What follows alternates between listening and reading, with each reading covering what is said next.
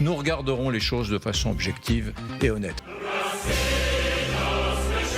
On voulait vous montrer des discours comparés de Vladimir Poutine et d'Adolf Hitler. Hitler et Poutine, voilà. Point Goldwyn. Ah d'accord. Tout de suite le point Godwin. Mais peut-être c'est pas Poutine même, parce qu'on connaît à quel point il est paresseux, il ne prépare jamais ses discours. On n'ose pas dire ici que Poutine, c'est un nazi, c'est un Hitler d'aujourd'hui. Je suis là pour mettre fin à tes rêves de domination mondiale, espèce de nazi. Et je suis désolée si ça choque Guillaume, mais c'est un peu la réalité des choses, parce que c'est pas que l'histoire du discours, mais c'est l'histoire des actions sur le terrain. Ils se comportent tous comme les nazis pendant la Première Guerre mondiale. Mettez-vous à la place de Poutine.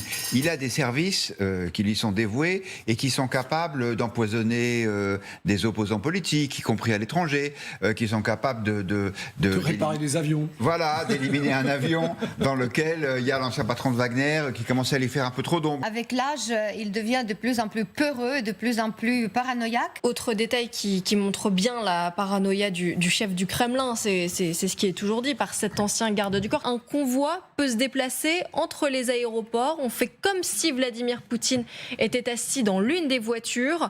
Même les officiers de Vladimir Poutine ne connaissent pas le véritable itinéraire. Ça semble complètement fou. Je suis malade de la tête.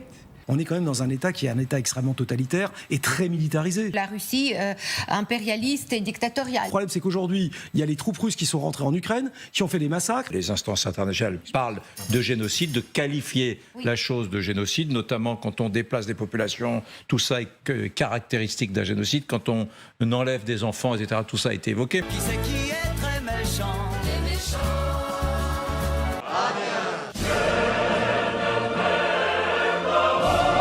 De cette espèce de fabrique à héros qu'est l'Ukraine, parce qu'il y a une espèce de capacité à créer des légendes héroïques qui est absolument fascinante. Le courage de la résistance ukrainienne, le courage personnel de Zelensky qui a refusé de partir, et la seule chose qu'on doit en tirer comme leçon, c'est que il faut continuer à les aider pour faire échec à la suite de l'agression. Point. Les Ukrainiens, avec un courage de lion, ont lancé cette contre-offensive. En l'occurrence, c'est le prix des sangs des Ukrainiens qui pour l'instant défendent la liberté. En Ukraine, au moins, c'est structuré, tout est en règle, il y a les contrats qui sont signés, ils ont des salaires, ils sont bien traités parce que l'armée ukrainienne est structurée sur la base et l'exemple de l'armée de l'OTAN. Donc vraiment, c'est une bonne chose et je dis à tous ceux qui veulent aider les Ukrainiens à gagner cette guerre, allez-y, engagez-vous. On mettra un numéro de téléphone.